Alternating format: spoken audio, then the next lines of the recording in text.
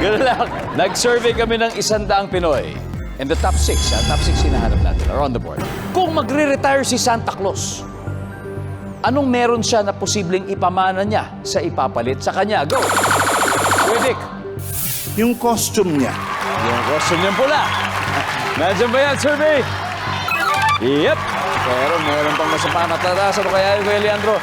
Kung magre-retire si Santa Claus, anong meron siya na posibleng ipamana niya sa papalit sa kanya? Yung mga reindeer. Yung reindeer. Survey says, top answer. Kuya Leandro, paso play. Play! Alright, Kuya Dick, balik muna tayo. Let's go play round 1. Team Lando, Miss Lara. Kung magre-retire po si Santa Claus, ano meron siya na posibleng ipamana niya sa ipapalit sa kanya? North Pole. Yun ba? Yung kanyang Yes. kaharian sa North Pole. Teritoryo. Yes. Teritoryo ni Santa Claus sa North Pole. Survey says, Seb, again, Santa Claus wala na, magre-retire na. Magre-retire. Ano kayang meron siya na posibleng ipamana niya sa papalit sa kanya? Yung kanyang sleigh. The sleigh. Kung nandyan yung reindeer, maaaring nandyan ang sleigh. Oh yeah, why not? Kuya Jeric, eto, magre-retiro na daw siya. Ano kayang meron siya na pwede niya ipamana sa papalit sa kanya? Yung mga gift niya. Yung mga regalo. Survey says, you got it, Leandro. Ano pa kaya? Siyempre, hindi niya alam kung saan pupunta Santa Claus, di ba? So dapat may listahan. Yung listahan na ito. Oh. Who's checking it? If who's naughty and who's nice? Nandyan ba ang listahan ni Santa Claus? Wala. Team Paul, pwede na po kayo mag-usap-usap.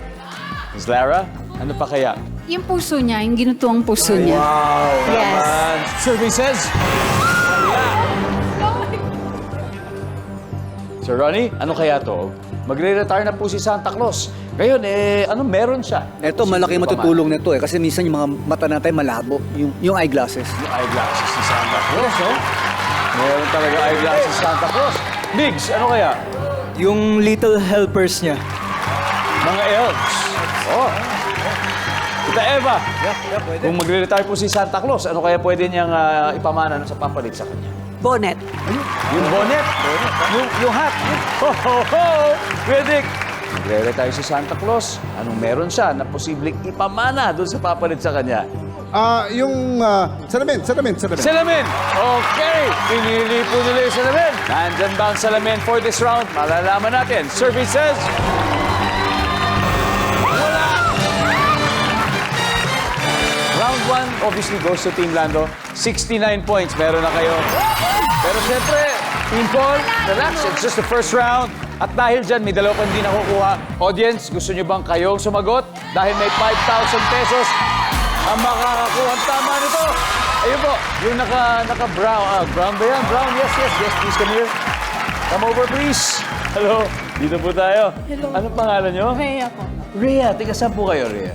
Taga Santa Rosa Laguna. Santa Rosa, hello po. Batiin po natin yung mga kasama ni Santa Rosa. Hello po sa Hello. mga taga Santa Rosa. Kamusta? Merry Christmas. Merry Christmas. Usapang Santa Claus muna tayo. Anong meron sa kanya na pwede niyang ipamana doon sa papalit sa kanya? Santa Hat. Santa hat. For 5,000 pesos, nandyan ba ang Santa hat? Yes!